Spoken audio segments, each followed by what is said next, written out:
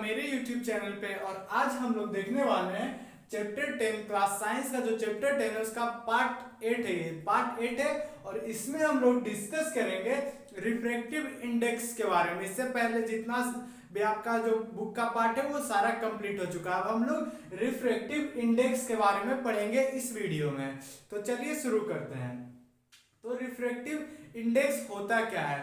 तो जैसे कि मैंने रिफ्रैक्शन में आपको पढ़ाया था कि जब लाइट आपका एक मीडियम से दूसरा मीडियम में ट्रेवल करता है तो उसके जो स्पीड में होता है वो कुछ स्लाइटली चेंज आते हैं, उसके स्पीड में कुछ स्लाइटली चेंज आते हैं। तो वो बेंड किस कारण से होता है कि मतलब कि जो फर्स्ट मीडियम है उसमें थोड़ा मतलब कि वो कम डेंसर होता है और सेकंड मीडियम ज़्यादा डेंसर होने के कारण उसका जो स्पीड होता है उसमें स्लाइटली चेंजेस आते हैं। इसके कारण आपका रिफ्रैक्टिव इंडेक्स क्रिएट होता है। कैसे? देखिए, जैसे कि आपका यहाँ पे मीडियम 1 है, मीडियम 1 आपका एयर हो गया, सेकेंड आपका मीडियम हो गया ये आपका वाटर, आपका मीडियम 2 है। यहाँ पे आपका मीडियम 1 और मीडियम 2। जब एयर आपका फर्स्ट मीडियम जब लाइट आपका फर्स्ट मीडियम से ट्रेवल करता है सेकेंड मीडियम में, फर्स्ट मीडियम से सेकेंड मीडियम में, पहले हम लोग ये देखते हैं कि दोनों में से ज्यादा डेंसर कौन है। दोनों में से ज्यादा डेंसर कौन है? तो दोनों में से ज्यादा डेंसर आपका वाटर है। वाटर का जो डेंसिटी है वो ज्यादा घना है, मतलब कि घनत्व जिसको बोलते हैं डेंसिटी को, वो वाटर बहुत ज्यादा मतलब air in comparison to air water ज्यादा डेंसर है। तो मैंने आपको बताया था कि लॉ ऑफ रिफ्रैक्शन में जब भी light rare to denser travel करता है तो वो टूवर्ड द नॉर्मल बेंड होता है, और फिर यही जब डेंसर टू रेयर हो तो वो अवे द नॉर्मल। आप ये पिछले वीडियो देख के आप समझ सकते हैं कि ये नॉर्मल क्या होता है, अबे नॉर्मल कैसे जाता है और टूवर्ड द नॉर्मल कैसे आता है। इससे मैंने आपको सिर्फ इतना बताया कि जब भी लाइट आपका रेयरर से डेंसर में जाता है, जब भी आपका रेयरर से डेंसर में जाता है तो टूवर्ड द नॉर्मल बेंड करता है, और जब भी आपका डेंसर से रेयर जाएगा तो अवे द नॉर्मल ट्रेवल करता है। तो इसी में एयर आपका रेयरर है, आपका कम डेंसर है, मतलब ये रेयर है एज कंपैरिजन टू वाटर। तो एयर आपका रेयरर मीडियम है, वाटर आपका डेंसर मीडियम है। तो आपका जब लाइट, ये हमारा नॉर्मल समझिए हम ड्रॉ कर दिए हैं, तो जब भी आपका लाइट ट्रेवल होता है, आपका जब भी लाइट ट्रेवल होगा तो लाइट ट्रेवल होगा, अगर आप ये रेयरर है और डेंसर में ट्रेवल होगा तो ये टूवर्ड द नॉर्मल बेंड करेगा, टूवर्ड द नॉर्मल। और जब भी आप यहां से आप रेयरर से डेंसर की ओर जाइए, डेंसर से रेयरर की ओर जाएगा अवे द नॉर्मल। ये आपका उसका डेंसिटी पे डिपेंड करता है, और इसी डेंसिटी को हम लोग रिफ्रैक्टिव इंडेक्स बोलते हैं। मतलब रिफ्रैक्टिव इंडेक्स किसका ज्यादा है?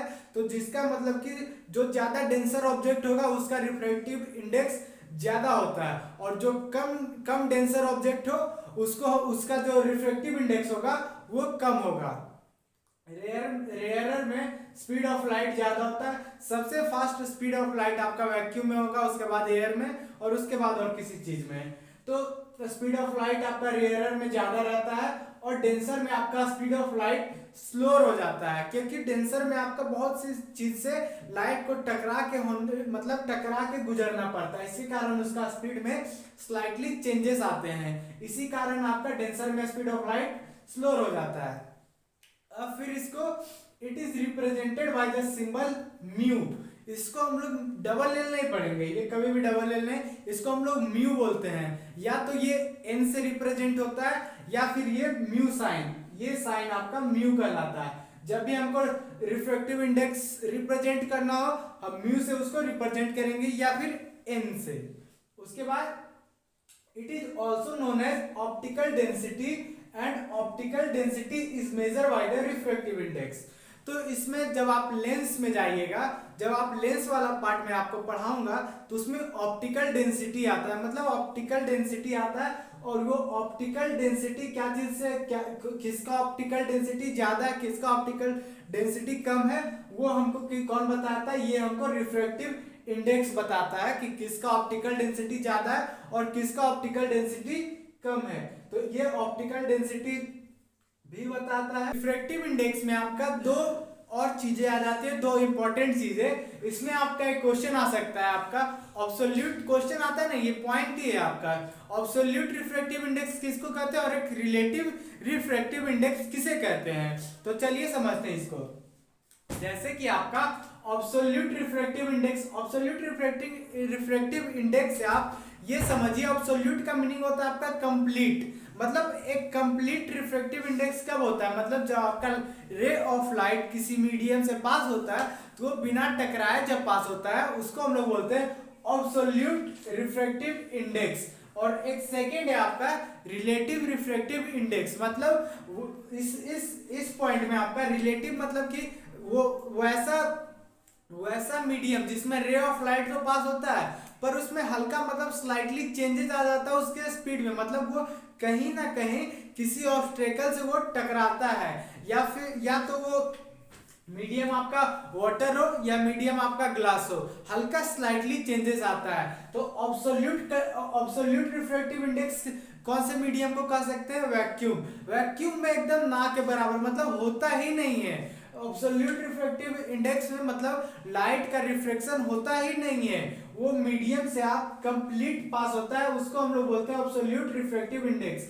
When the light is going from vacuum to another medium, then the value of refractive index is called absolute refractive index। मतलब जब आपका लाइट का जो रे होता है वो आपका वैक्यूम से पास होगा तब वहां पे आपका absolute refractive index कहलाता है। और relative refractive index when light is going from one medium to another other than vacuum, मतलब वैक्यूम को छोड़ के दुनिया का जितना भी मीडियम है उससे पास करिएगा आप लाइट, तो उसको हम लोग बोलते हैं, उसका जो मतलब जो वैल्यू आता है आपका रिफ्रैक्टिव इंडेक्स का, उसको हम लोग बोलते हैं रिलेटिव रिफ्रैक्टिव इंडेक्स। तो यही था आपका आज का वीडियो में रिफ्रैक्टिव इंडेक्स वाला